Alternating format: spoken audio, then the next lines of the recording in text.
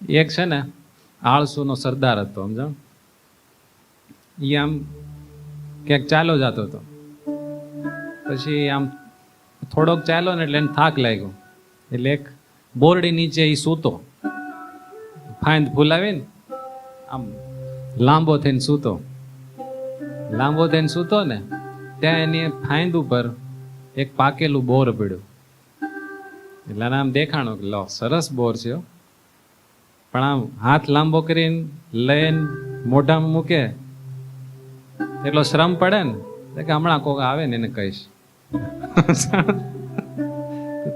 થોડીક વાર થઈ ને ઊંટ વાળો આવ્યો. એક ઊંટ વાળો બિચારો કંઈક એને ફટાફટ જવાનું હશે એટલે ઊંટ લઈને જતો હતો. એટલે આમ ફાઈન ફૂલાવીને લાંબો થઈને પડ્યો હતો. એટલે એને બૂમ પાડી, એ ઊંટ વાળા ભાઈ અહીંયા આવો, અહીંયા આવો. એટલે ઓલા તાત્કાલિક ઊંટને બ્રેક મારી અને ઊંટને માંડ માંડ બેસાડ્યો. આમથી આમ આખું થાય ને, ઊંટ પર બેઠા હોય ને ખબર પડે. એટલે માંડ માંડ બિચારો નીચે ઉતર્યો અને એને એમ થયું કે આ માણસને કંઈક તકલીફ લાગે છે. દોડીને ત્યાં જઈને એને પૂછ્યું કે ભાઈ તમને પેટમાં દુખે છે, કાંઈ પ્રોબ્લેમ થયો છે, હાર્ટ એટેક આવ્યો, શું થયું છે? કે ના ના એ તો કાંઈ પ્રોબ્લેમ નથી, અમારી ફાઇન્ડ ઉપર જે બોર છે ને એ મારા મોઢામાં મૂકી દો ને.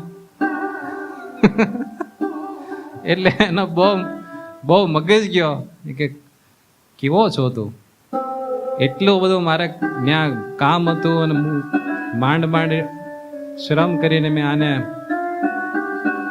નીચે બેસાડ્યો, ઊંટને કેટલો પરિશ્રમ કરાવ્યો, તારે આ કામ હતું.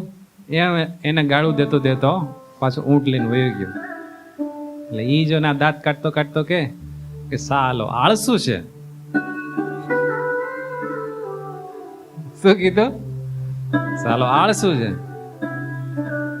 એમ આપણે છે ને ઘણી વખત બીજાના દાંત કાઢતા હોય, સાલો આળસુ છે એમ.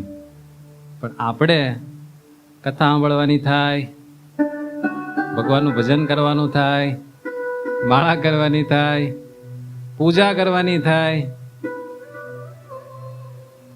શું નડે છે? આળસ.